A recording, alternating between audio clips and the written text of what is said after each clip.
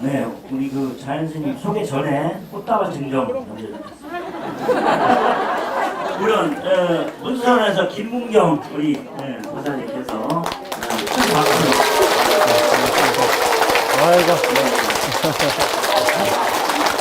또 한 분 계십니다. 우리 김우신 보살님, 강혜경 보살님, 김우신 보살님이 대표 증정을 드리겠습니다. 감사합니다.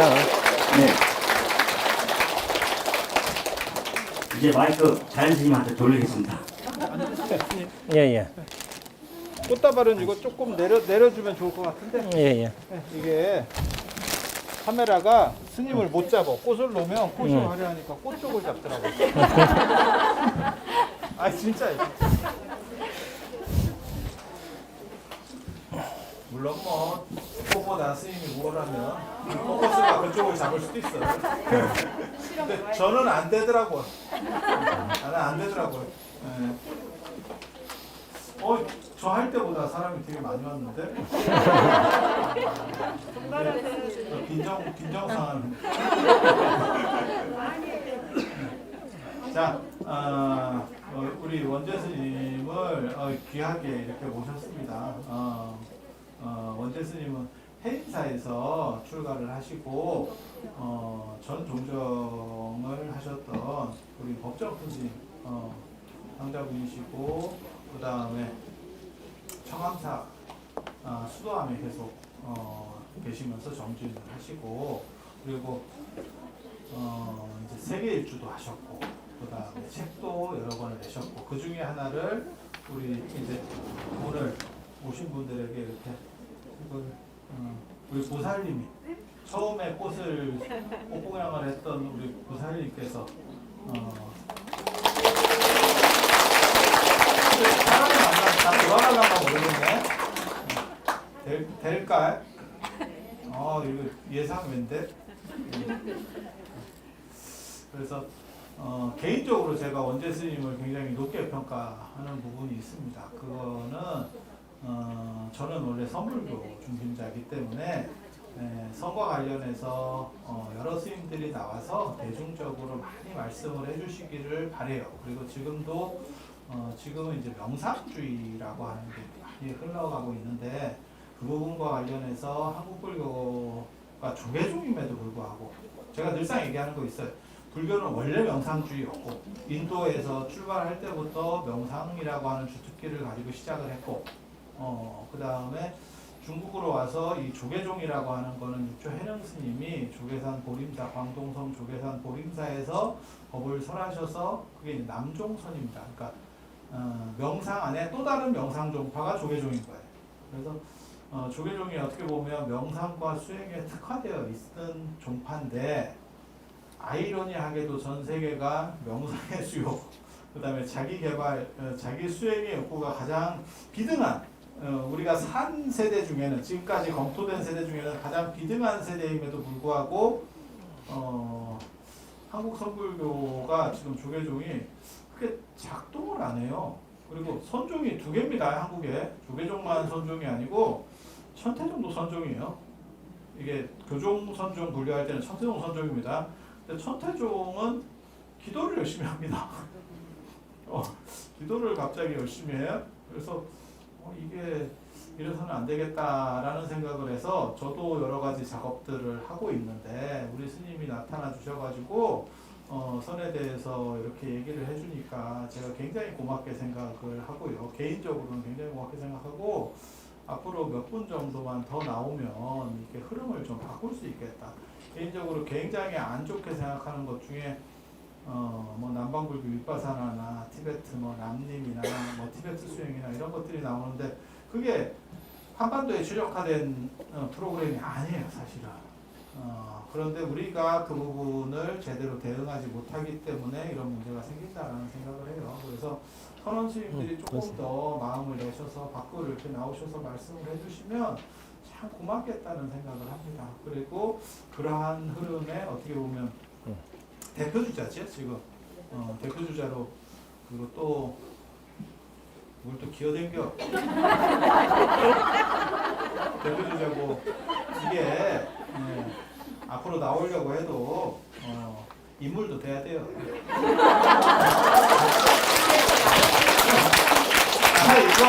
이거 비밀인데 방송국에서 그거 가린다.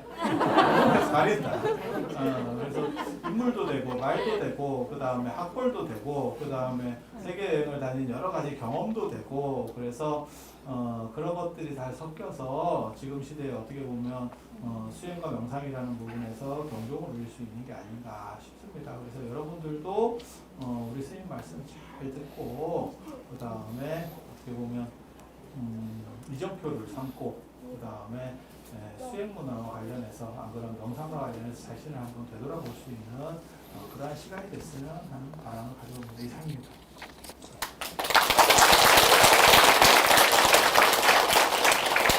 네, 귀한 분 모신 것 같습니다. 그럼 모두 청법가로 원제스님의 법을 청하는데요. 자리가 비좁아서 앉아서 법을 청하도록 그렇게 하겠습니다.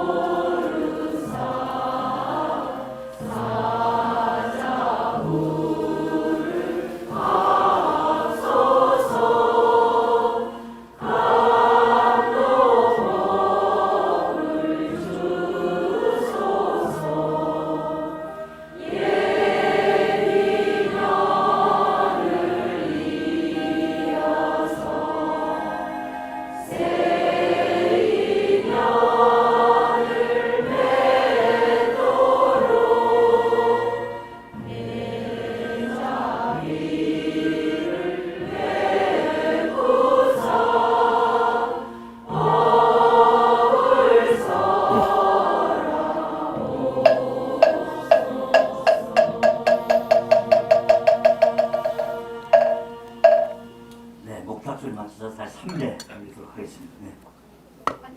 예, 앉으세요.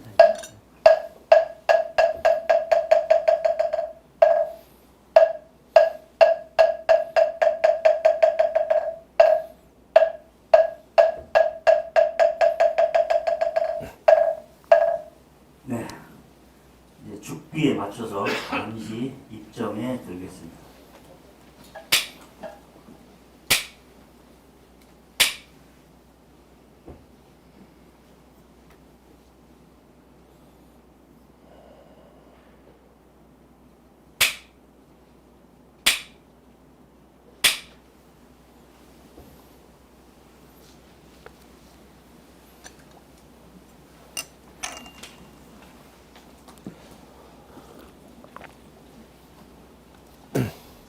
여긴 마이크가 없네요. 그냥 바로 얘기하는구나. 마이크 나옵니다. 나오는 거예요? 마이크로 유튜브에 바로 송출됩니다. 실내 마이크. 실내 마이크? 실내 마이크도 나와요? 그렇구나. 지금 들리는 것 같다. 예, 들린 것 같습니다. 예. 아유, 많이들 와 주셨네요. 저는 이제 사회자님도 이제 잠깐 말씀하시고 자연 스님께서도 이제 말씀해 주셨지만 저는 김천 수도암이라는 굉장히 산골 절에서 지내고 있습니다. 절에서 지내고 있는데 그냥 이렇게 시골 중 하나 본다고 이렇게 전국 각지에서 좀 오신 것 같아요. 그리고 대전이 여러분들 아시는지 모르겠지만 제가 대전 출신이에요. 대전이 여기가 본향입니다. 본향이어가지고 물론 이제 태어나기는 공주, 논산 이렇게 해가지고 대전으로 옮겼지만 대전에서 이제 유년기, 청소년기를 보냈기 때문에 심적인 고향으로 이제 좀 생각하는 곳이에요. 가장 친숙하고. 근데 이제 자연 스님께서 이제 대전에 이렇게 수행처, 공부처를 마련해 주셔가지고 그리고 자연 스님이 저를 잘 봐주신 덕분에 이렇게 법회 인연까지 또 펼쳐지게 된 것 같습니다. 그리고 오늘 이제 고향에서 법문을 하니까 저희 이제 가족분들이 오셨어요. 이제 부친, 모친께서 이제 오시고,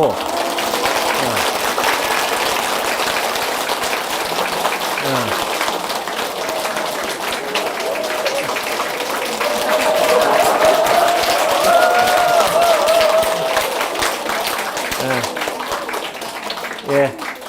예, 이모님 오시고, 이모님 어디 계시죠? 현대 계시나? 그래가지고 작은 아버지 또 오시고, 이렇게 오시고, 또 이렇게.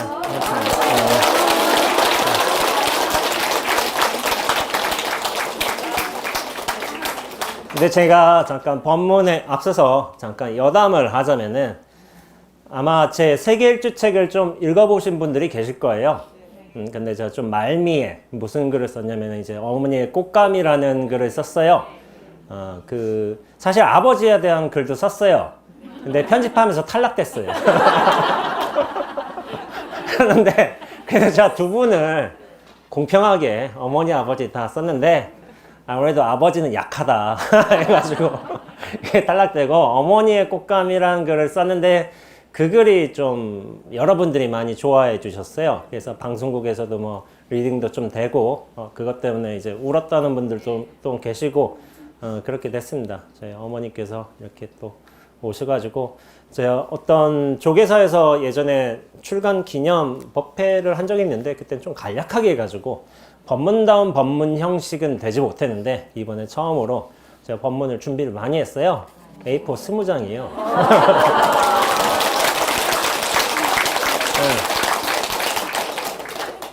3시간 잡을 수도 있습니다.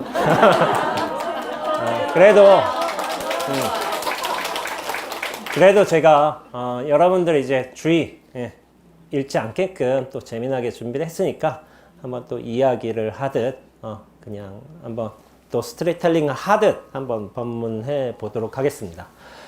예, 제가 오늘 자연 스님으로부터 이제 받은 주제는 명상의 시대 한국의 선언문화에 관한 주제예요.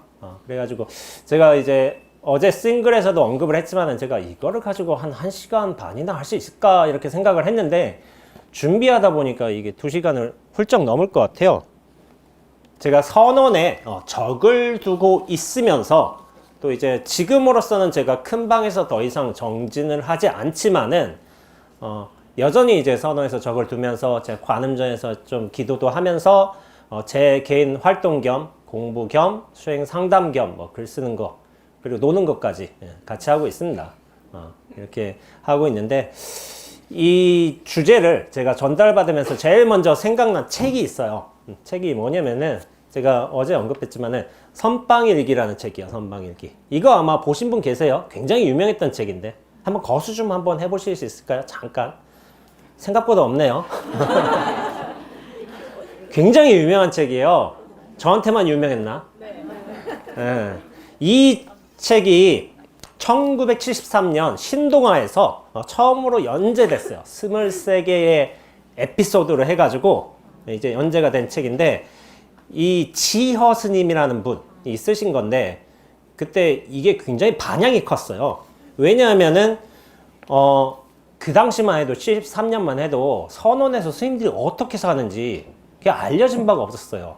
그러니까 지금의 어떤 방송이라든지 뭐 유튜브라든지 해가지고 선원의 삶이라든지 스님의 삶 같은 게 영상 자료로서 되게 많이 나와 있지만은 그 당시에는 우리가 접할 수 있는 자료라는 게 어떤 잡지라든지 신문, 책 그 정도가 대부분이었거든요. 그런데 이것이 처음으로 이제 신동아 잡지에 연재가 되면서 그러면서 굉장히 반향을 끌었죠. 왜냐하면은 선방에 대해서 알려진 바가 없으니까. 그런데 또 이 글을 쓰신 분, 지어 스님, 아무래도 필명인 것 같아요. 필명인 것 같은데 이분의 어떤 글이라는 게 굉장히 철학적이고도 지적인 사유를 굉장히 잘 다뤘고 그러면서도 논리점기면서도 좀 담백한 문체 그리고 또 서양 철학에 대한 어느 정도 깊은 이해 그러면서 열정 그런 것들도 갖추어서 이 글이 굉장히 고품격의 글입니다. 제가 느끼기에는.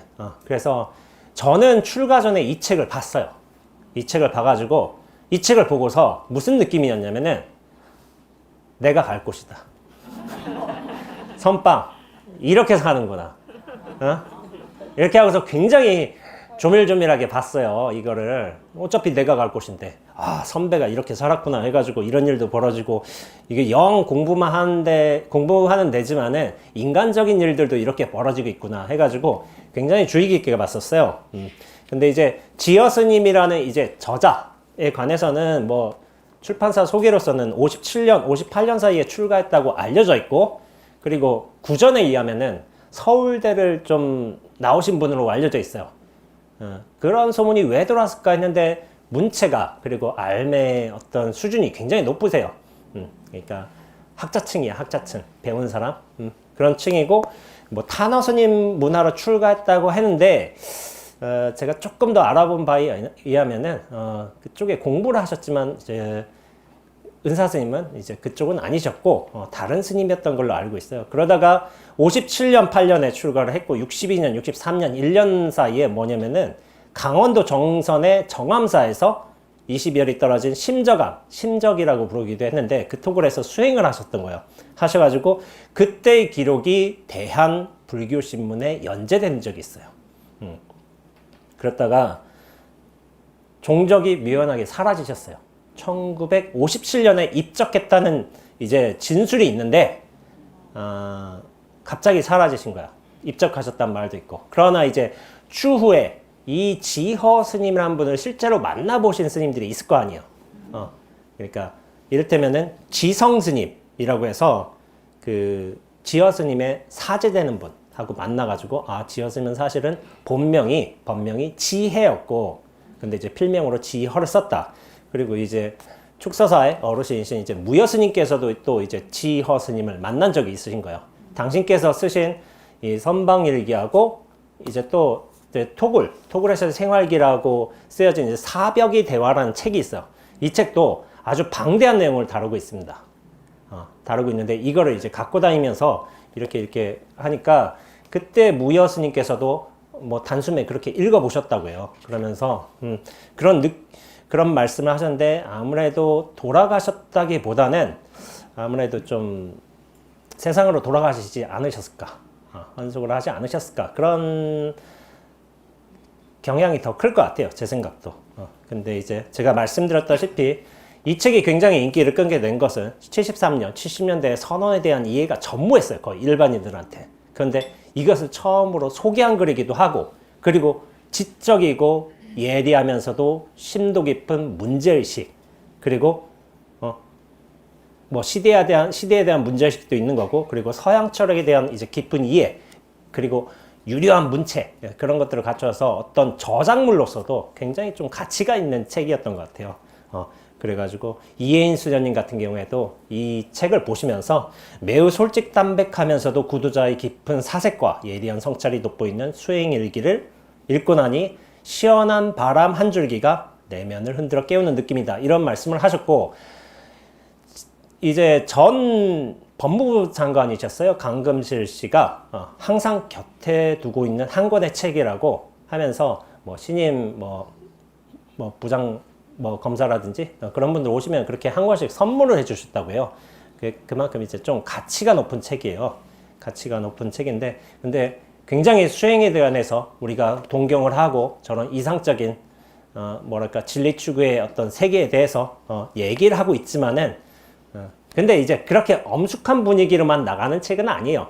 제가 읽어보니까, 다시 한번 읽어보니까 말하자면 이제 사람다운 모습들이 나오는 거죠. 원주가 살리면서 살긴 하지만은 그때는 이제 소식이 잘 없으니까 강릉 같은 데 가가지고 이제 뭐 소문 같은 걸 뭐 가져와서 뭐 털어놓는다든지, 아니면 뭐 감자를 어떻게 맛있게 먹을까 뭐 이런 고민을 한다든지, 아니면 뭐 예비 승려들이 뭐 10대 13살 16살 그런 승려들도 있을 거 아니에요. 뭐 티격태격 싸운다든지, 아니면 이제 여기서 좀 안타까운 얘기지만 결핵 걸려서 중간에 나가시는 스님이 계세요. 스님이 예전에는 그랬어요. 예전에는 아프면 나가야 됐어요, 선어에서. 누가 돌봐주질 않아. 근데 지금 풍토는 좀 달라요. 그러나 예전에는 그만큼 좀 살림도 어렵고 그렇기 때문에 스님이 좀 아프다 싶으면 또 대중들에게 위해를 끼칠 수가 있으니까 스스로 나가시기도 하셨고, 결핵 걸려서 나가는 스님이 있는데, 그러니까 사중에서 그 당시에 5,000원을 주고, 또 스님들이 또 돈을 모아서 9,850원을 만들어서 줬다. 그 당시의 물가, 70년대 물가는 굉장히 좀 다를 거예요. 다르기도 하고, 그 당시에 또 이제 이 스님 같은 경우에 이 저자 지어 스님은 자기 손목 시계를 줬다고 해요. 그걸 차라는 말보다는 어디 팔라고. 그래서 이게 물론 결핵 치료에는 결핵 치료까지는 못해요. 그러나 이제 최소한 이제 병원 처음으로 가고서 이렇게 좀 해줄 수 있는 여유는 되겠죠. 그런 경우도 있었고, 이를테면 이렇게 좀 인간적인 소탈한 모습들도 같이 다루고 있어요. 그러니까 산문으로서의 좀 가치가 좀 있었던 거예요. 너무 딱딱한 것뿐만이 아니라. 근데 여러분 말했다시피 지금 선원에서 스님들이 어떻게 사는지 지금은 여러분들 쉽게 알 수 있죠. 유튜브 보세요. 유튜브에서 선원 치세요. 많이 나와요. 많이 언급되는 게 또 백담사 묵음선언이라고 많이 언급될 거예요. 그게 거의 초반에 뜨기도 할 거예요. 제일 추천 영상으로. 그게 뭐냐면은 제가 또 이제 기본선언 출신이에요. 기본선언. 이제 우리가 구족계를 받기 위해서 예비승려가 되고 구족계를 받기 위해서 4가지 코스 중에 하나는 들어가야 되는데 전통 강원을 들어가고 강원 그리고 동국대, 승가대, 기본선언 이렇게 4가지 코스가 있어요. 그 4가지 중에 하나는 들어가야 돼요. 근데 이제 저 같은 경우에는 선에 처음부터 뜻이 있었기 때문에 처음부터 선언에 들어갔어요. 우리 사장님들은 강원 들어오라고. 딴 데 가지 말라고. 그러나 저는 선언에 깊은 뜻을 두었기 때문에 처음부터 선언에 들어갔습니다. 근데 이제 그 백담사 묵은선언이라는 다큐멘터리가 있고 제가 2008년에 그 영상을 찍었어요. 저희가 백담사 있을 적에 찍었는데 그 당시에 1년 동안 하한거 동한거를 찍고 난 다음에 2009년에 3월 달에 이게 영상이 나온 거야. 그 백담사 묵은선언 부처님 오신 날 특집으로 해서 그렇게 영상이 나왔어요. 근데 이제 저희는 2학년이었고 그때 새로 들어온 1학년 스님들이 계세요. 그분들을 이제 3분을 잡아가지고 이야기를 이렇게 해가지고 묵음선언이라는 다큐멘터리를 이제 만들었는데 거기에서 뭐냐면 새벽 예불도 하고 108배도 하고 우리 밭에서 울력도 하고 상추도 키우고 뭐 그런 것도 하고 길도 만들고 산길도 바로 공양하고 또 태극권도 하고 삭발, 포살 우리 또 이제 삭발날 또 개요를 읊는 걸 포살이라고 해요.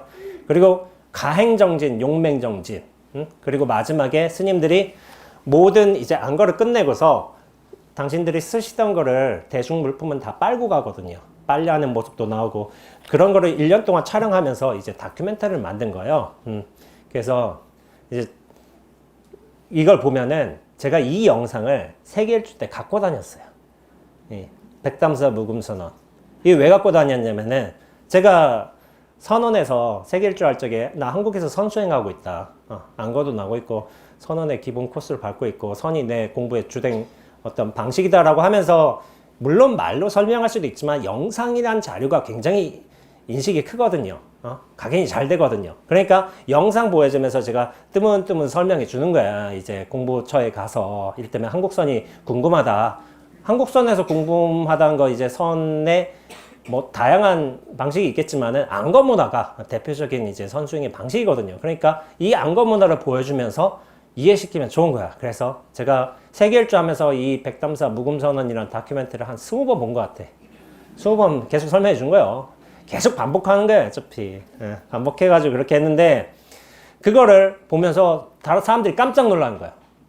이제 우리 되게 엄격하게 정진하고, 밥 먹을 때도 말도 없고, 바로에 찌꺼기 다 먹어야 되고, 그리고 용맹정진 들어갈 적에 막 죽비로 때려치고 하고서 졸고 막 그런 걸 보니까 야 이렇게 정진해?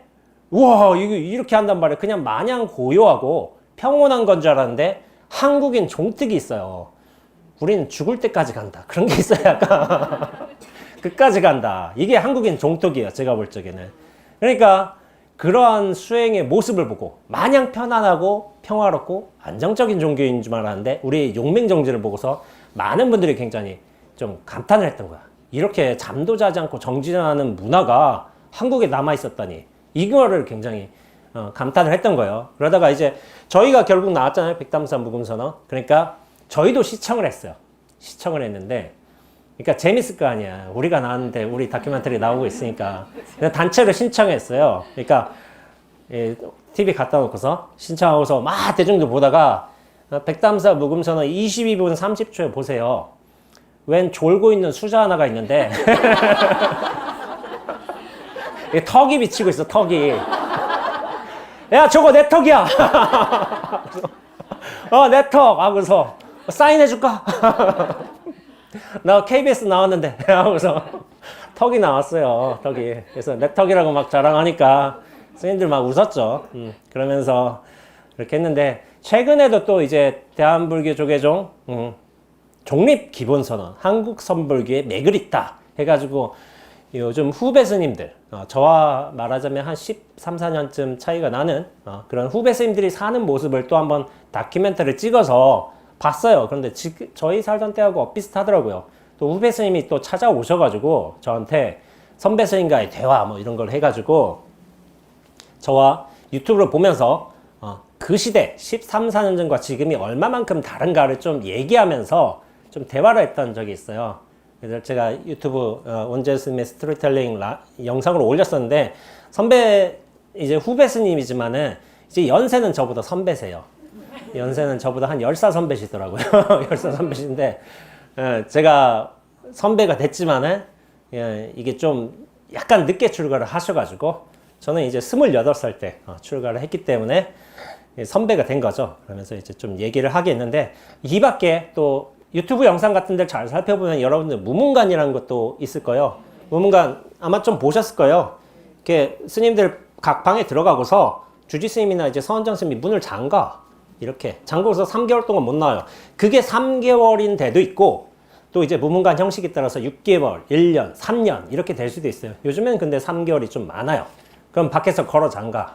그러니까 그때까지 못 나오죠.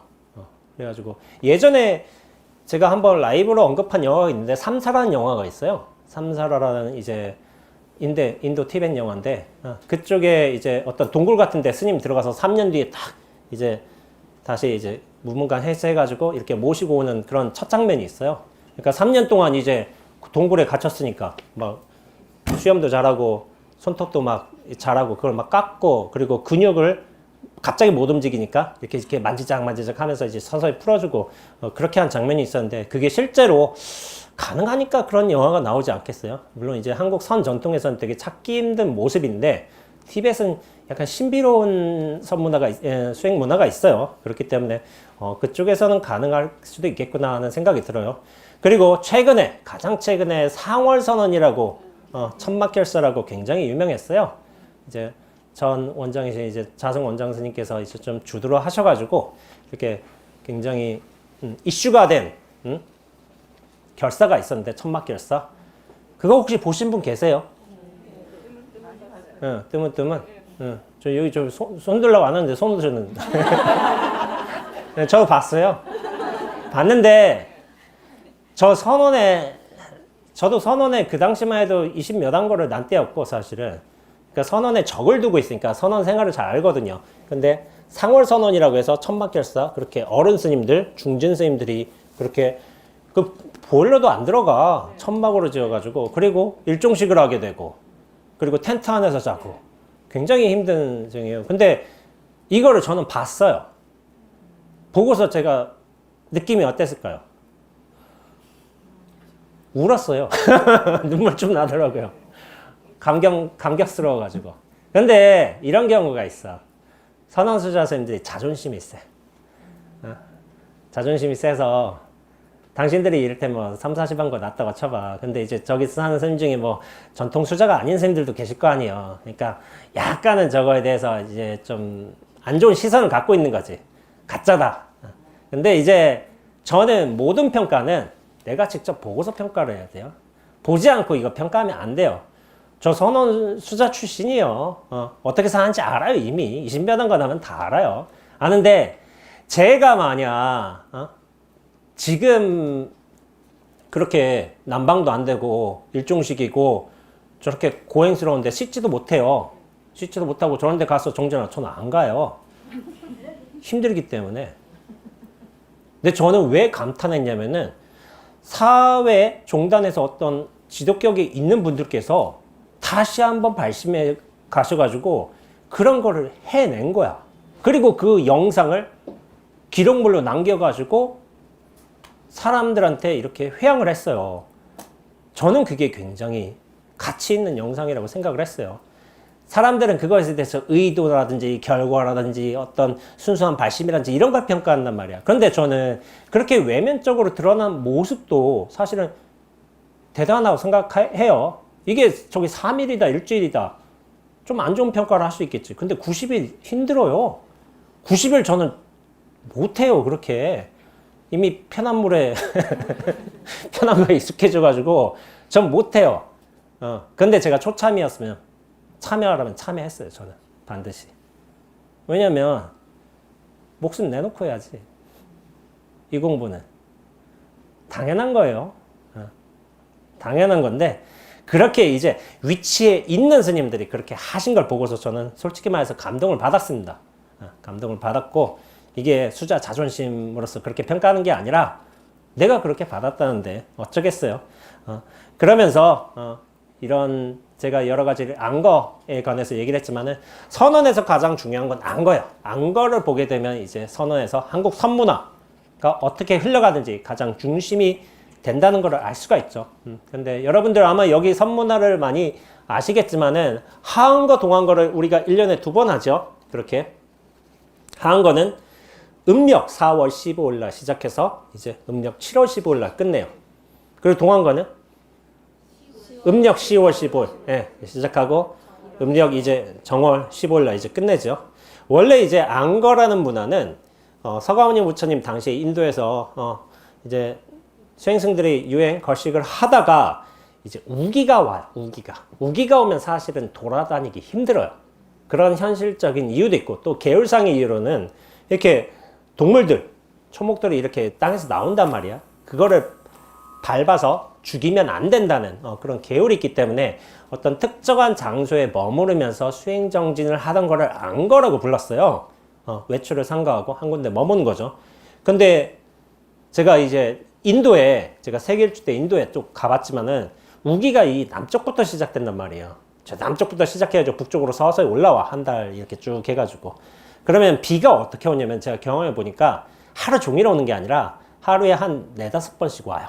스콜성으로 쫙 뿌리고 계속 오는 때도 있지만은 그래서 뭐 빠르 간지 막 그런 데 가면 여행자 거리예요. 그런데 가면 우기면은 지역이 안 좋아서 그런지 몰라도 비가 차가지고 쓰레기들이 막 뛰어다녀요. 떠다녀. 근데 막 가끔 쥐 같은 것도 이제 주먹만한 애들이 막 다니고 있고 그래요. 그러니까 돌아다니기가 힘들어요. 근데 우리는 동한거라는 게 있잖아요. 동한거 왜 있을까요? 네, 추워서요. 인도는 추워도 인도는 뭐 추위로 뭐 갑자기 뭐 2,000명 사망했다 하는 온도가 영상 2도 3도예요. 그런데도 죽는다고 해요. 근데 이제 그건 극심한 추위인 게 우리 말하자면 영하 25도 30도예요. 말하자면. 그런데 거기서는 그렇게 추운 날이 없는데 동아시아, 동북아시아에서는 추운 날이 있기 때문에 아무래도 못 돌아다니까 동한거가 생기지 않았나 그런 추측을 하고 있습니다.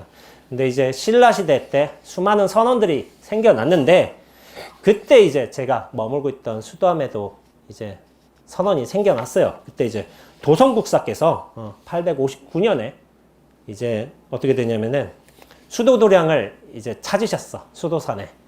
수도산이라고 하기도 하고 불령산이라고 하기도 해요. 부처님의 영이 깃들었다고 해서 불령산이라고 하기도 한데, 그러니까 도성국사가 좀 선수행을 많이도 하셨지만 약간 풍수지리 같은데 좀 조예가 깊으셨나 봐요. 그러니까 여기 맥을 보고 나서 여기를 딱 점한 거야. 점하고서 7일간 춤을 추셨다고 해요. 일주일간. 왜냐면 이 도량에서 앞으로 수많은 공부인들, 도인들이 튀어나오겠구나. 기뻐서 이제 춤을 추셨다는 기록이 있는데 그만큼 근데 이제 그게 맞아요. 왜냐하면은 그 859년에서부터 860년이라고 한다면 지금 2023년인가? 1200년? 이렇게 좀 되는데 그때까지 터를 안 잊어버리고 도량이 유지된다는 게 보통 일이 아니거든요. 터 기운도 좋아야 될 거예요. 그러니까 예스님들이 그랬다고 해요. 제가 어떤 스님 얘기 들어보니까 예스님들이 다 터를 봤다는 거야. 터를 봐가지고 여기가 명당터다 한다면은 거기다 다 점을 찍었어. 그래서 다 절을 지었어. 그래서 스님 하는 말이 교회는 들어설 데가 없다. 우리 이미 우리가 다 들어섰다. 근데 교회는 물론 산에 가지는 않아요. 도심에 당연히 있게 되고 우리가 명당타는 다 들어갔다. 하고서 그런 말이 있기도 한데 그만큼 이제 수도암과 관련된 도인들이 굉장히 많으세요. 경어 스님, 오대산 도인인 또 하남 스님, 효봉 스님, 구산 스님, 저희 이제 은사 스님 법자전자 중창주로 하셨거든요. 1969년부터 72년까지 수도원 건물을 다 올리시고 선원도 개원하셨어요. 그런 스님이 계시고 또 보성 스님이라고 계시고 또 고우 스님 얼마 전에 입적을 하셨죠. 그리고 해국 스님 같은 경우도 이제 그 정각에서 3년 결사를 하셨어요. 그렇게 한 분이 계신데 수도암 아마 이거 아시는지 모르겠지만은 경어 스님하고 하남 스님하고 처음 만나신 인연이 수도암이에요. 수도암. 경어 스님이 당시에 51세셨어요. 51세. 근데 이제 그때 당시에 하남 스님께서 26세셨는데 그때 수도암에서 처음 만나셨는데 왜 인연이 깊냐면은 이제 경어 스님께서 이제 하남 스님에게 금강경 사구계를 좀 설하셨나 봐요. 이거를 이제 강의하시면서 그러면서 하남 스님이 무슨 일이 있었냐면은 안광이 홀연히 열리면서 9세 때부터 가졌던 방고씨 이전의 인물에 대한 회의가 풀렸다라고 한 거예요. 방고씨라고 아세요? 방고씨. 저는 잘 모르는데 자연 스님 잘 아실 거예요. 근데 이제 방고씨라고 해서 어떤 우리 조상의 근원을 살펴볼 거 아니야. 누구에는 누구, 하나라, 은나라, 이렇게 하는데 그 근원에 계속 살펴가다 보면은 어떤 음양의 시초, 어떤 세상의 어떤 천지 만물의 조상처럼 이제 상징적으로 대변되는 인물이 방고씨인 거야, 방고씨. 그러면은 의문을 가질 수도 있잖아요. 그럼 방고씨 이전엔 누가 있었는데? 이런 의문을 가질 수가 있잖아요. 근데 하남 스님이 이것에 대해서 수많은 한학자들과 여러 어른들께 물어봐도 확실하게 대답해 주는 분이 없는 거야. 없으니까 이 의문을 품고서 계속 살아온 거죠. 그러다가 금강경 사구계를 딱 듣고 나서 방고씨 이전의 인물이 확 드러난 거죠. 이게 화두와도 관련이 깊어요. 무슨 화두하고 관련이 깊을까요? 응? 본래 면목. 예. 부모 미생전 본래 면목이에요. 내가 부모에게서 태어나기 전에 그럼 나의 면목은 무엇이겠는가? 우리가 부모에게서 태어날 때를 솔직히 기억도 못해요. 0세 때 기억한 사람 누가 있어요? 기억한 사람 없죠. 0세 때, 1세 때 기억한 사람 있어요? 없어요. 전 조금 신기한 경험은 있긴 해요. 이거 약간 이상한 경험인데 제 아기 때 탁 튀어나왔어요. 부모님 계신데 이게 좀 재밌어요. 이게 포대기에 쌓여있더라고. 딱 튀어나와가지고 저를 보는 거예요, 위에서. 제 몸뚱어리가 이게 애기 포대기에 쌓여있잖아. 그래서 보면서 깝깝하겠구나. 좀 고생해라. 좀만 더 크자. 이런 식으로 얘기를 했던 적이 있어요. 왜 그런 게 벌어지는지는 전 몰라요. 근데 이제 탁 튀어나와서 이제 부모님 자고 있더라고요. 그 중간에 제가 있더라고요. 있어가지고 좀만 버티자. 몸 좀 크자. 그래서 이랬던 적이 있어요. 근데 이제 부모 미생전 본래 면목. 부모에게 태어나기 전에 우리가 어떤 기억이 있어? 없지. 근데 그렇단 말이야. 우리가 처음으로 기억이라는 걸 언제부터 가지는지 아세요? 나에 대한 기억? 기억? 1, 2살 때 기억 안 나요? 3, 4살 때. 기억 안 나는데 나라는 존재감이 생길 때부터 기억이 나요. 왜냐하면 모든 기억이란 건 뭐냐면은 나와 대상이 분리되면서 기억이 날 수 있어요. 나와 대상이 분리되지 않았을 적에는 기억이라는 게 없습니다. 그냥 스쳐지는 거예요. 스쳐지는 거. 나라는 독립적인 주체, 실체, 자아 이런 게 있어야지만 대상으로서 아빠, 엄마, 우유, 강아지 이런 것들이 기억이 나는 거야. 그러니까 우리의 기억이란 건 뭐냐면은 나란 존재를 상정하고 그것이 있을 적에 기억이 나는 거예요. 근데 부모 미생전 본래 면목 그것도 그렇고 방고시 이전의 인물, 그것에 대해서 의문을 품었는데 안강이 호련히 열렸다는 거야. 그러면서 경허 스님이 하남 스님을 만나면서 이런 이제 처음으로 문답이 있었어요. 고봉화상 선효라는 책이 있어요. 그래서 무슨 대화가 있냐면은 어떤 것이 진실로 구하는 것이고 어떤 것이 진실로 깨닫는 소식인가 하니까 거기에 자문자답을 하셨어요. 선효에 있는 그대로 남산에 구름이 있니 북산에 비가 내린다. 이것이 무슨 소리냐 하니까 대중들이 침묵하는 거야. 거기에 대해서 말을 못하고. 그때 하남 스님이 한마디 하셨어요. 창문을 열고 앉자니 와장, 기와 담벼락이 눈앞에 있습니다. 그 말을 듣고 나서 경허 스님께서 중원, 그러니까 하남 스님은 호예요. 본래 변명은 중원이신데 중원의 공부가 개심을 초과했다. 개심이란 게 마음이 열렸다는 거예요. 마음이 열렸다를 이렇게 인정해 주셨어요. 대중들 앞에서. 그게 처음으로 이제 하남 스님께서 오도승을 이제 도를 깨달은 소식인 거예요. 그때가 25이세요. 그때 이제 개송을 제가 읊어보자면은 발 아래 하늘 있고 머리 위에 땅 있네. 본래 안팎이나 중간은 없는 것. 절름발이가 걷고 소경이 봄이요. 북산은 말없이 남산을 대하고 있구나. 그러니까 안광이 열린다고 하잖아요. 안광이 이렇게 열렸다고 표현을 하는데 그게 뭘까요? 안광이 열린다? 뭐 눈에서 빛나나? 육신으로 보는 거 아니에요. 전체의 눈으로 보는 겁니다. 전체 눈이 뜨이기 시작하신 거예요. 그래서 24세 때 공부를 들어보니까 제가 좀 많이 뒤집어지셨구나 그런 느낌이 들어요. 그러다가 1905년도에 31세 때 이제 통도사 내원선언에 조실로 추대하셨어요. 그 당시에 조실은 31세였어요. 지금 31세 막 헤매고 있죠. 막 게임하고 있잖아. 맨날 택배 시키고 있고. 이때 31세는 다른 거야. 여러분들 아마 생각하실 거예요. 여러분들 아마 20살 때 여기 어르신, 저보다 어르신이 당연히 많으시지만 20세 때 30세는 어른이었어요. 17세 때, 18세 때, 30세는 이미 어른이었어요. 애 낳고 엄마 아빠고 중견이었어.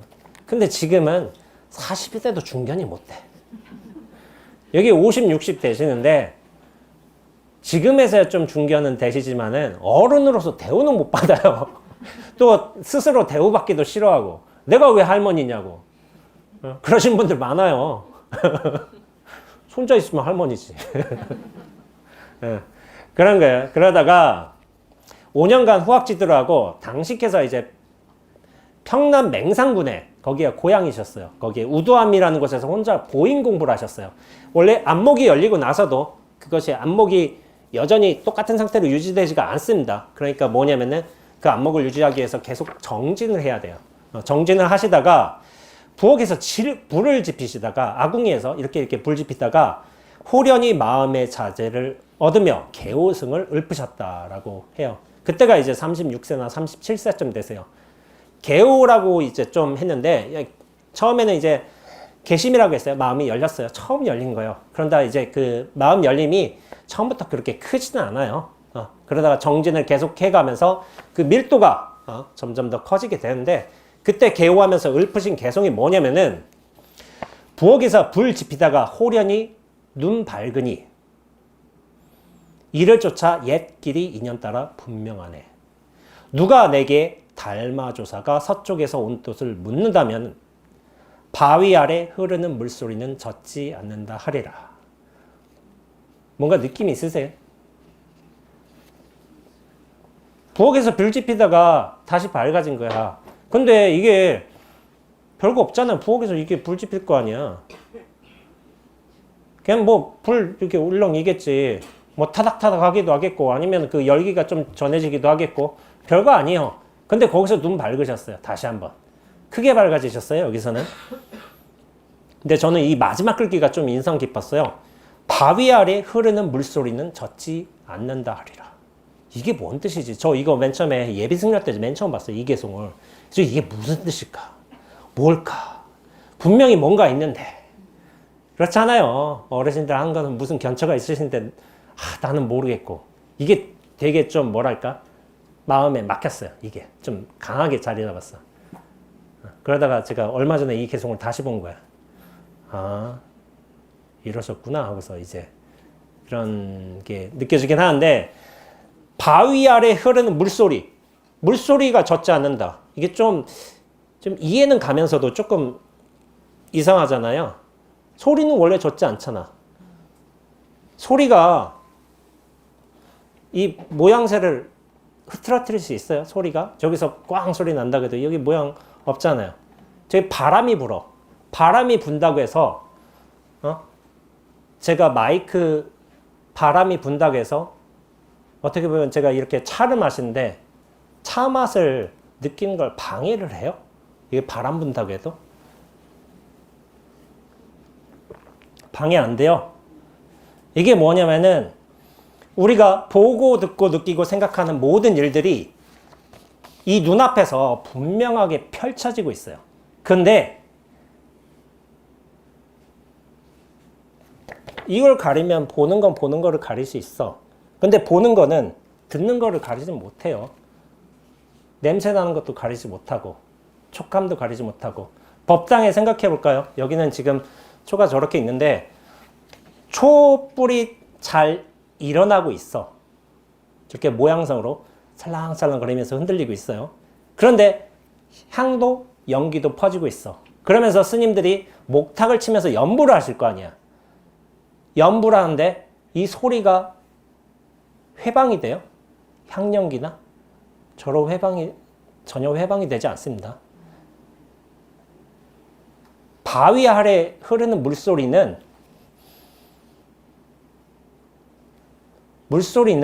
다른 소리에서 가려질 수는 있어도 물의 원래 특징은 적시는 거잖아요. 소리는 적시지 못해요. 근데 그게 이치적으로 설명되는 게 아니라 이걸 말하는 거야. 우리가 눈앞에서 실제로 보고 듣고 생각하는 모든 일들이 펼쳐지고 있지만은 서로 교섭하지 않는다니까요. 보는데 소리가 교섭을 해요? 냄새 맡는데 이런 촉감이 가려져요?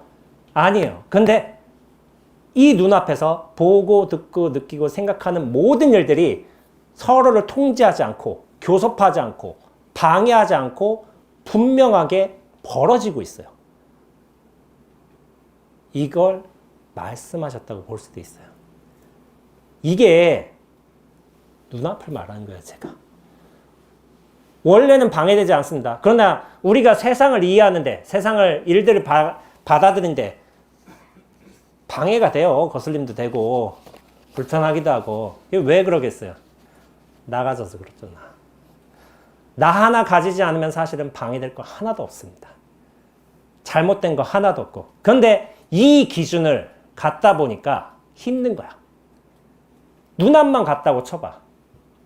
이 소리가 이 찻잔의 촉감을 방해하겠어요? 소리와 찻잔의 촉감은 동시에 있어요. 저 촛불도 그렇고. 근데 방해를 안 해요. 서로 분명하게 나타날 뿐이지. 하남 스님은 처음도 그랬고 개호도 그랬고 눈앞이 분명하게 나타나신 겁니다. 나타났는데 눈앞이 나타나는 조건은 되게 쉬워요. 나 하나 벗어나면 돼요. 이 실체성, 중심성 이거 하나 탁 벗어나면 눈앞은 분명하게 드러나고 있습니다. 근데 우리가 언젠가부터 나로 갇혀 살았어.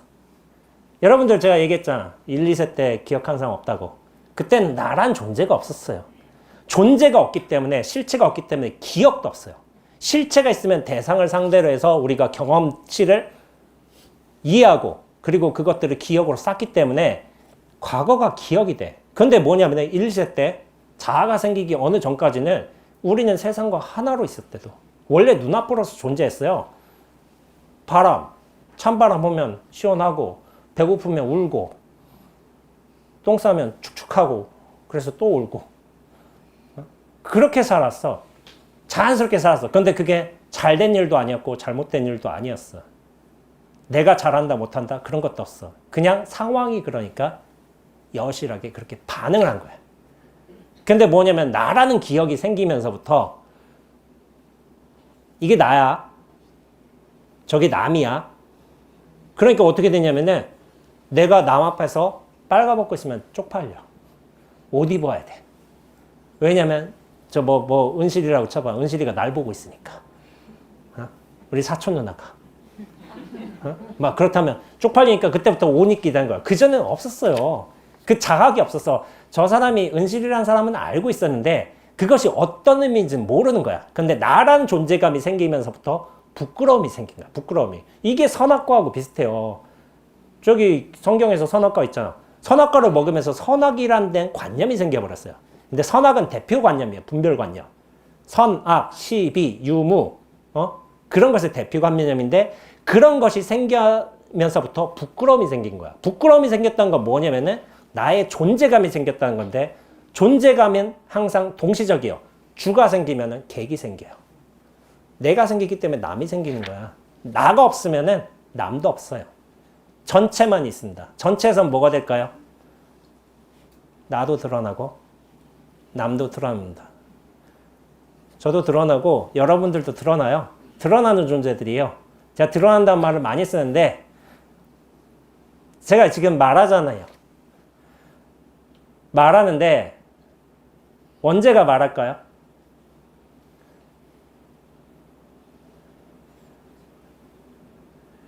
전체가 하나의 인연을 빌려서 말하는 거예요.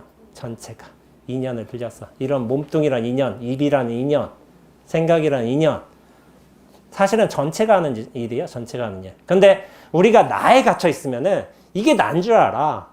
내가 얘기하고 내가 생각하고 내가 어떤 경험을 집적하고 그렇게 생각하는데 사실은 우리는 처음부터 눈앞으로 있어요. 눈앞으로 얘기하고 있어. 눈앞으로 듣고 있어. 근데 언젠가부터 요 인연에 여기에 갇히면서 사니까 괴로워지는 거야. 괴로워지는 거. 요거 하나 탁 벗어나면은 괴로움은 일시에 소멸됩니다. 아닌 것 같죠? 자기 경험으로 해보세요. 선현들이 괜히 그런 말을 했겠어요?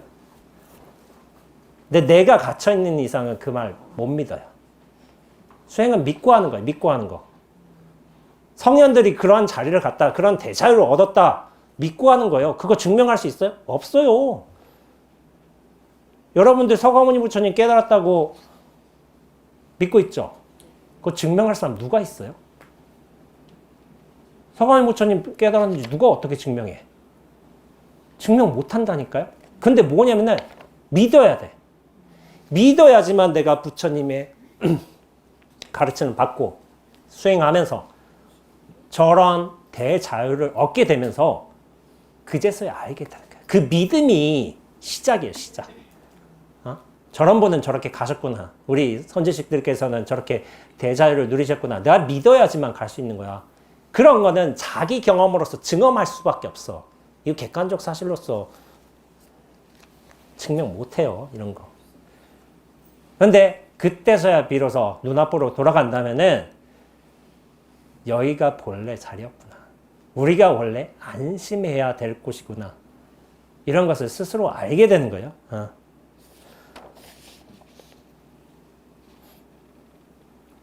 부엌불 지피다가 부엌불 이렇게 하잖아. 뭐가 있겠어요? 불이 일렁이겠고, 그러면서 뭐 장까지 하면서 탁탁 소리 나겠고, 그러면서 좀 따뜻한 느낌도 오겠죠. 깨달으면 어떻게 온 줄 아세요? 관세음보살이 뭐 나타나가지고, 보살님이 나타나가지고 뭐 주고, 뭐 꽃 주고, 뭐, 그런 일로 오는 경우도 있겠지만은, 저는 잘 보진 못했지만은, 보고 들을 때 옵니다. 보고 들을 때. 서가모니 부처님 어떻게 깨달으셨어요? 새벽별 보고 깨치셨잖아요. 서산대에서 어떻게 깨치셨어요? 다구는 소리 듣고 깨치셨어요. 아무것도 아닌 데서 와요.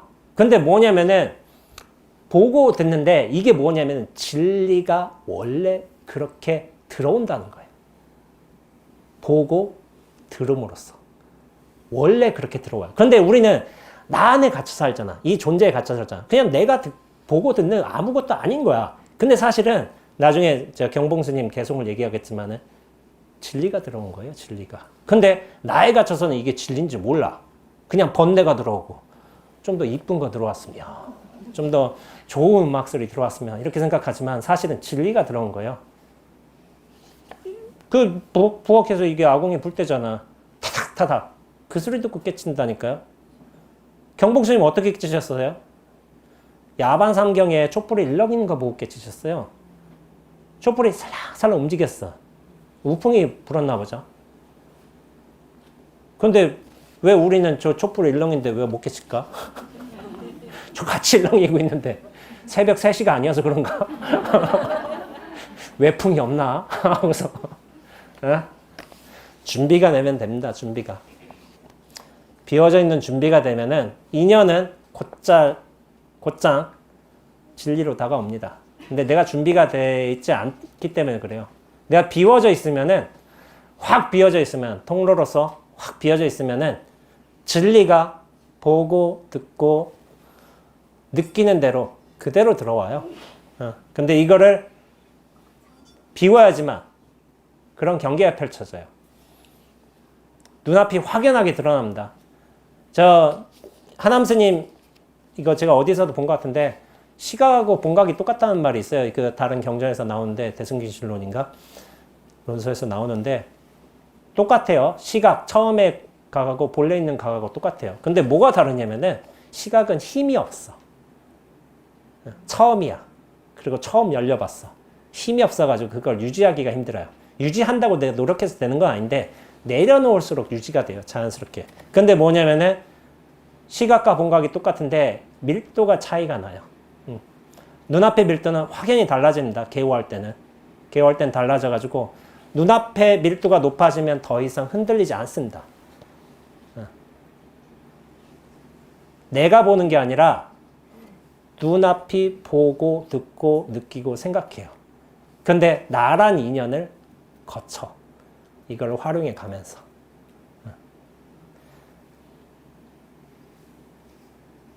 자연스님이 제 마음대로 하라고 해서 마음대로 하고 있는데 안거 얘기하다가 여기까지 왔네. 네, 그래서 저희 전통에서는 하한거, 동한거 이렇게 나지만 원래 안거 승납을 하한거를 기준으로 삼았어요. 하한거를 기준으로 삼아서 하한거를 어떤 정법 승려의 나이라고 했어. 정법의 나이. 그렇게 해가지고 그때를 범랍으로 인정했어요. 범랍. 동한거가 아니었던 거야. 근데 제가 예전에 이제 선화에서 정진한 수자쌤들, 어른쌤들 기록을 하다 보면은 하한거, 동한거 하다 보면은 안거가 2개가 있잖아. 공부가 어떤 안거가 잘 될까요? 추워서? 근데 제가 이런 걸 막 기억해. 초참에는요, 어른들 말들을 막 쏙쏙 다 기억해. 아, 저거 저렇구나. 근데 성철 선생님께서 동한거가 공부가 잘 된다는 거야. 왜냐면 지기가 모이기 때문에. 야, 안거는 동한거지. 지기가 모여서. 그래서 어떤 스님이 저 예전에 영상을, 야, 사진 한번 올렸구나. 더덕을 한번 캐오셨어요. 한겨울에. 근데 진짜, 나 그런 더덕 처음 봤어요. 이만 크기야, 이만 크기. 이거 어떻게 캐와? 눈 쌓였는데. 근데 그걸 캐오시더라고요. 그래서, 언제 선생님 먹어? 하고서 하나 주더라고요. 그래서 막 먹었어요. 주는 거 먹어야지, 당연히. 더덕, 나도 저런 더덕 처음 봤는데. 먹어가지고 막 그거 보고서 막 사진 올리니까 막 어떻게 나 꼭지라도 주면 안 되냐 댓글이 막 저거 어디서 샀냐 해서부터 뭐 그렇게 하더라고요. 근데 이제 동한거 때가 참 이제 정진하기에 좋은 때이기도 해요. 여름 때는 약간 기운이 뻗치는 느낌이 알게 모르게 좀 있어요. 근데 이제 제가 지금 강연이 3분 됐는데 조금만 한번 이 용상방에 관해서 한번 얘기해 보고 잠깐 쉬도록 하죠. 근데 나 4페이지밖에 안 했어요. 4시간 걸리겠다. 자, 용상방. 저희가 안거를 시작하게 되면 용상이라고 해서 용상방 이렇게 짜게 돼요. 그 자연 스님의 선불교 저 쏘댕기기에서 한번 나온 적이 있어요. 용상방에 관해서 이제 교구장 스님하고 이렇게. 자, 이제 문제를 내겠습니다. 여기 자연 스님 이제 공부하신 분들인데 뭐 이렇게 체크를 해보는 거야. 자, 용하고 용상이란 게 용용자하고 코끼리 상자예요. 방이란 게 모르겠어요. 용상인데, 자, 용상이 무엇을 뜻할까요? 용상. 용하고 코끼리를 뜻할까요? 영상 보면은 자연 스님이 분명하게 말씀하세요. 들었다 이거 안 돼. 기억을 해야 돼. 기억을. 확실하게. 지금 영상 돌리지 마세요. 지금 못 찾아 어차피. 용상이 무엇을 뜻할까? 소임. 그거긴 한데 용상이 뜻하는 바. 용상. 용하고 코끼리일까? 이제 자연스러운 영상을 보면서 저 용하고 코끼리라고 알고 있었는데 스님이 이렇게 말씀하시더라고요. 최고급 코끼리를 용상이라고 한다는 거예요. 용상. 코끼리인데 용에 가까워. 용의 어떤 기계가 있는 최고급 코끼리. 그렇게 표현을 하셨는데 제가 알고 있기는 원래는 용하고 코끼리였는데 약간 이제 문헌적인 조사를 하자면은 용은 그렇잖아요. 바다에서 살고 하늘에서 살잖아. 어족의 왕인 거야. 코끼리는 뭐냐면 지상의 왕인 거예요. 코끼리보다 큰 동물은 없죠. 그렇기 때문에 어떤 용상이란 게 상징적으로 얘기하면 대각도인 큰 불보살들을 상징을 해요.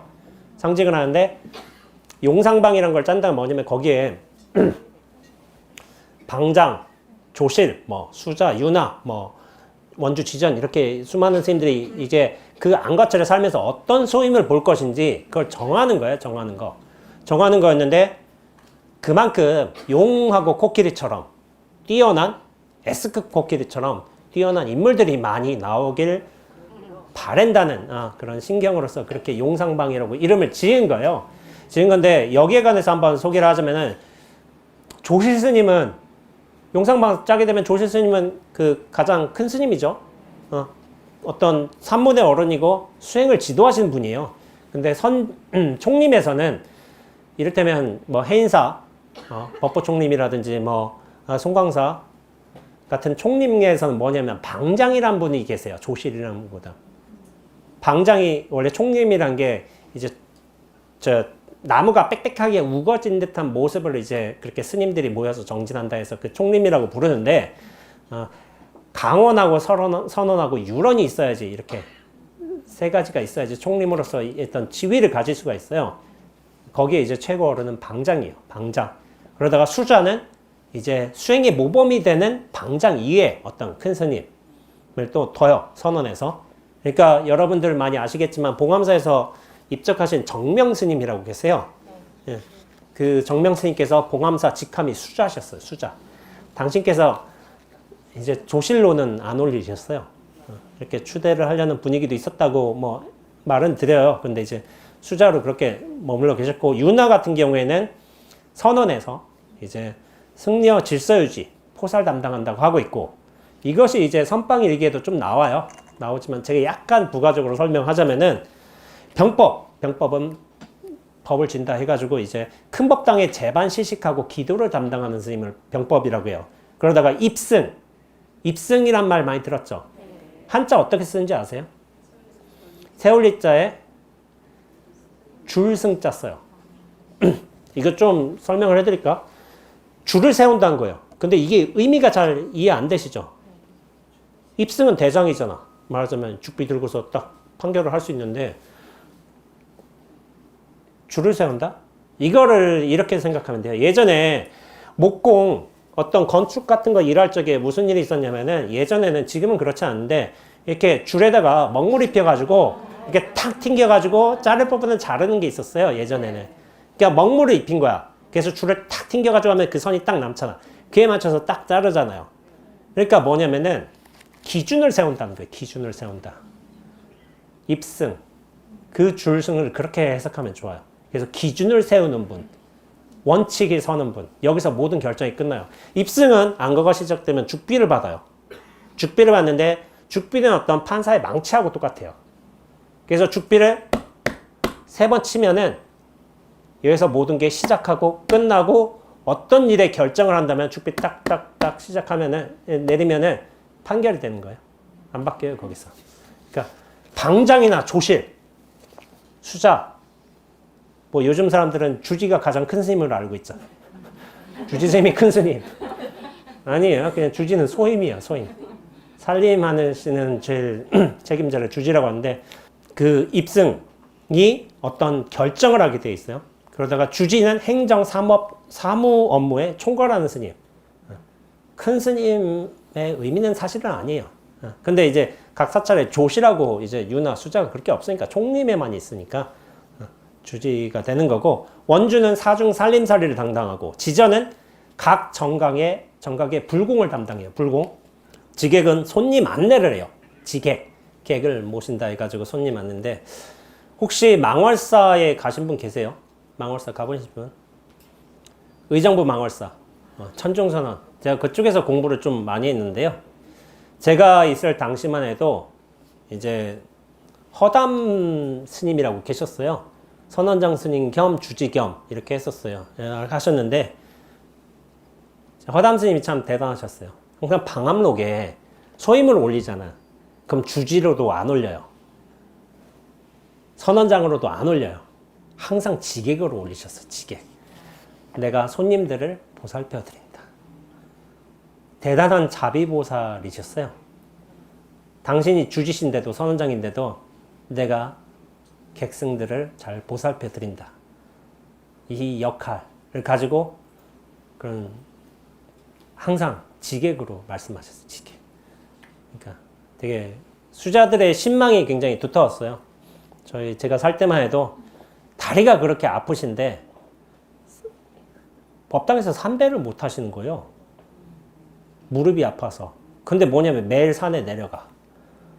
왜냐면 선원 수자들이 안거를 놔야 되는데 공약물이 없으니까 맨날 나가서 맨날 1시간 올라오고 절을 못 하시는데, 그러면은 우리들이 딱 우리 합판 스님들 제 해종심하고 저하고 이게 지켜보면서 아유 선원장 스님 또 나가신다 하고 절을 못 하시는데도 그렇게 나가시더라고요. 그 선원 스님들을 이렇게 돌보겠다는 대원력이 계셨던 분이에요. 그런 분들. 그런 분들을 뵈면은 감동 맞죠. 실제 삶도 그렇고. 그런 분들이 계셨어요. 그리고 이제 시자. 조실스님, 주지스님 시봉하는 이제 다른 예비승려라든지 비구가 있을 거 아니에요? 그래서 시자라고 했고, 저 같은 경우에는 2011년도에서 12년도까지 해인사 태설당에서 시자를 했어요. 근데 이제 큰 스님 시자라고 하긴 좀 애매해. 왜냐면은 그때 당시에 저희 노장님께서는 은사스님께서는 조계종 종정이라는 직함을 맡고 계셨어요. 종정의 시자는 그냥 시자가 아니야. 종정 예경실의 사서라는 직함을 가져요. 공식 직함인 거야. 그냥 어느 암자의 뭐 시자다 그런 개념은 아니었어요. 그렇게 하고 다각 같은 경우에는 이제 차하고 이제 뭐라지 음식물들을 좀 관리하는 제일 합한 스님이에요. 적어도 이거 한 4-5번 한 것 같고, 명등은 도량내 불 끄고 키우는 거 그런 거를 하게 되고, 헌식은 사시불공호 영가들을 위해서 음식 공양을 하는 분을 헌식이라고 해요. 그리고 화대는 아궁이 불 때는 거, 목욕물 같은 거 데우는 거 그런 역할을 하게 되고, 불 때우는 걸 많이 했는데 요즘에는 화대가 달라졌어요. 역할이. 불을 안 때워요. 전기보일러 스위치 조절해요. 지금은 상판 스님으로 좀 들어가요. 이 소임이. 그래서 이거를 스위치 조절하니까 누구는 덥고 누구는 추울 거 아니야. 그 중간을 잘 맞춰야 돼. 근데 이제 상판이다 보면 말을 못해 잘. 스님 너무 추운데요. 더운데요.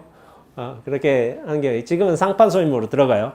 그러다가 이제 수두 같은 경우에는 식수 관리를 하는 분이고, 그리고 욕두 같은 경우는 목욕탕 청소를 해요. 목욕탕 청소. 근데 지금 수도암선원 같은 경우에는 69년, 70년도에 개원을 했는데 그 당시에 수도암선원에 욕실이 생겼어요. 그 파란 타일 이렇게 모아놔가지고 동네 목욕탕 있잖아요. 그 정도 욕탕이 생겼는데 그 당시에 최신형이라고 다른 선에서 이제 구경 왔어요. 왜냐면 그 전에 어떻게 됐냐면은 다라이 있잖아요, 다라이. 다라이 큰 거에다가 물 담아가지고, 아침 공양하고, 뭐 6시 반, 7시부터 이제 큰 스님 순서대로 해. 제일 어른 스님 하고, 한 오후 3시에는 막내가 들어가요. 그때 물이 어떻겠어요? 안 하니 말지. 똑같은 물에. 예, 바꾼 게 아니었어요. 그렇게 했다고 해요. 다라이 큰 거 해가지고 거기 얼음부터 들어가고. 근데 지금은 목욕해가지고, 지금은 위생관념이 좋잖아요. 여러분들은 아마 70년대, 80년대하고 지금하고 확연히 다를 거예요. 그때는 뭐 하루 건너뛰기도 하고 했지만 지금 매일 안 쉬는 사람 없잖아요. 근데 이제 그렇게 됐었죠. 그러다가 욕두 같은 경우에 하고, 간병 같은 경우에 환자 간호. 원래 간병이라는 소임이 좀 있어요. 있어가지고, 선원 서기가 하는 경우가 많아가지고, 제가 또 서기를 많이 했기 때문에 간병을 많이 갔어요. 그래서 제가 한번 안거 때 한 스님께서 뇌출혈로 쓰러지셨어요. 그때 한번 간병을 가고 병원에 좀 모시고 다니고, 이제 또 한 보름 지나서 또 뇌출혈로 또 쓰러지셨어요. 다른 분께서. 선배 스님인데 또 병원에 가고. 근데 좀 인상적이었어요. 되게 힘드신 시기였는데 스님은 굉장히 이제 응급차가 이렇게 싣고 가고 했는데, 왜 인상적이었냐면은 스님이 굉장히 의식도 없고 괴로워하시고 어느 정도 그렇게 하셨는데, 제가 그때 응급차를 가면서 창밖에 하늘이 보이잖아요. 가을 하늘이, 저 그렇게 아름다운 가을 하늘 처음 봤어요. 누가 이렇게 생각할지, 지금 스님이 급해 죽겠는데 그런 게 볼 틈이 생각나겠느냐. 근데 저는 그게 가장 제가 보았던 아름다운 가을 하늘이었어요.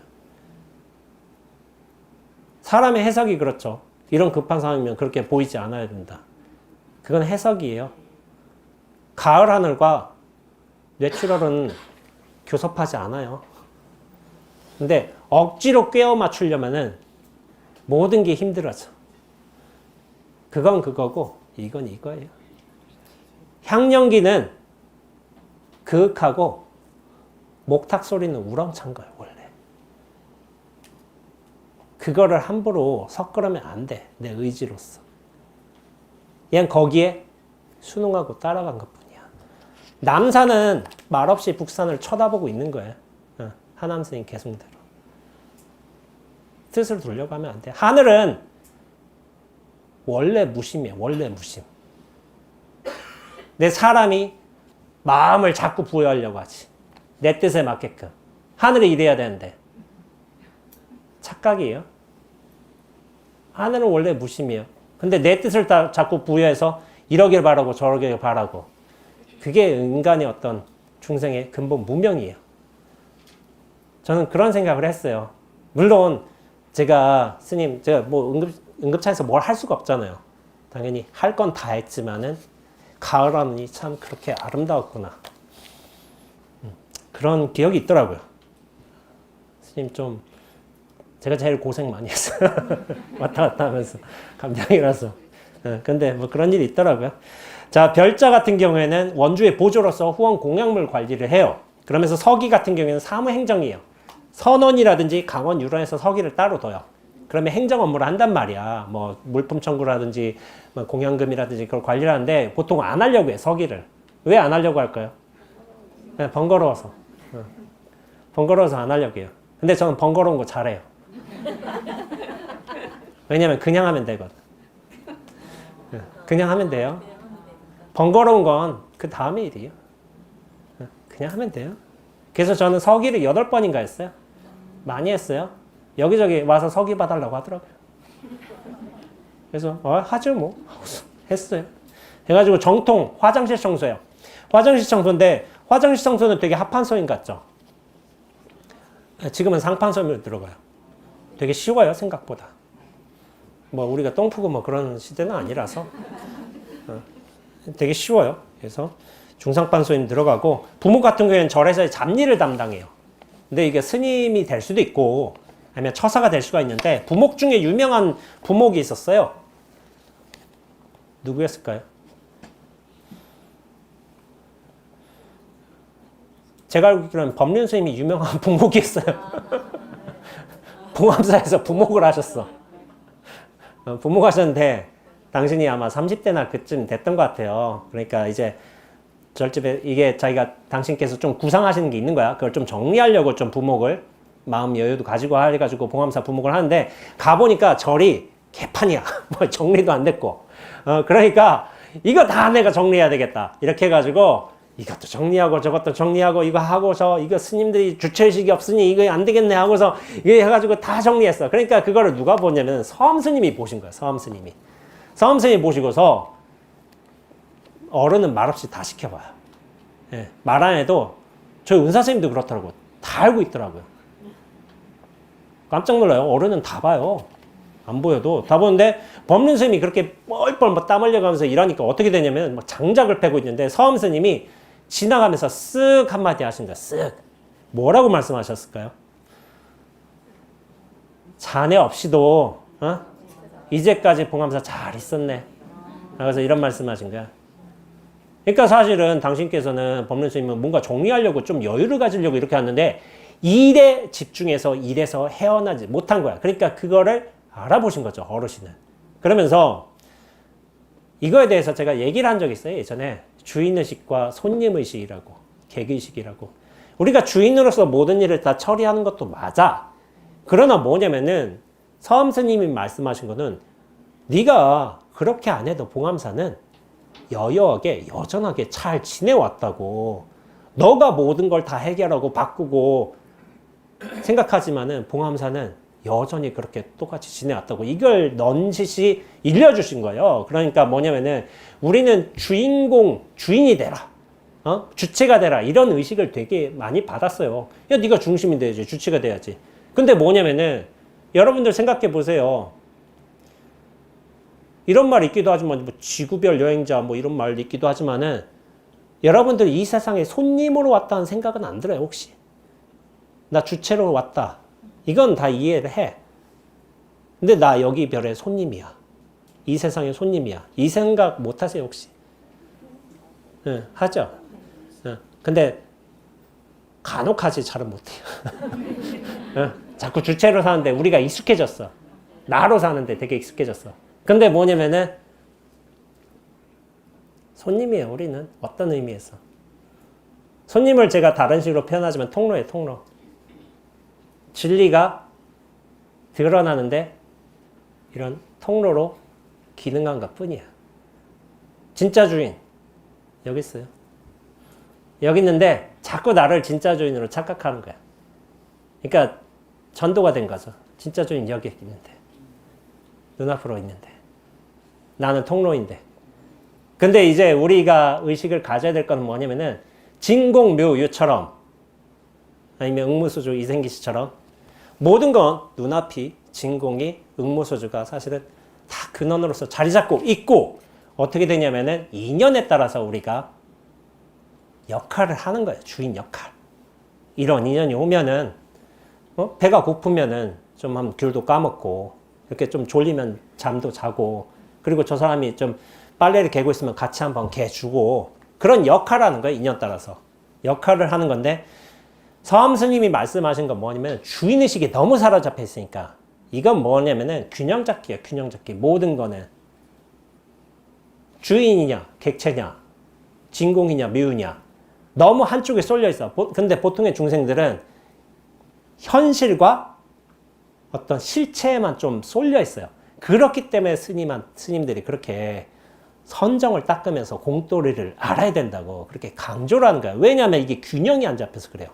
묘유가 현실처럼 실체처럼 이렇게 드러난 거야. 근데 사실은 묘유는 무엇과 함께 가야 되냐면은 진공과 함께 가야 돼. 항상. 언제? 이게 중도의 원리예요. 성성, 적적, 성성, 응무수주, 이생기심, 공적, 영지. 이게 두 개가 같이 돼야 되는데 우리가 영지라든지 성성이라든지 이런 거를 너무 실체화, 나를 중심에서 실체화하는데 너무 익숙해져 있다 보니까 그것을 균형 잡기 위해서 어쩔 수 없이 손님의식이라는 그런 거를 어른들이 툭툭 던져주시는 거예요. 그러면서 여기서 법륜스님 한번 크게 깨어나시죠. 탁 해가지고 그 자리로 탁 돌아오는 거예요. 일에 매여 있었어요. 일에. 대상이잖아요. 대상. 저 일을 내가 처리해야 되고 저거 못했고 그러면 저 중은 저거 안 하고 뭐 이런 생각이 나올 거 아니야. 이거 싸우기도 하고 뭐 이거 향로가 위로 가면 옆으로 가야 되지 뭐. 어? 그러니까 이런 실체와 현실에 매여 있기 때문에 우리가 중간에 어떤 균형점을 잡기 위해서 큰 스님들이 공돌이를 말씀하셨다 이런 식으로 생각하면 되고 여기서 잠깐 이제 쉬었다가 다음 시간 강연 가도록 하겠습니다.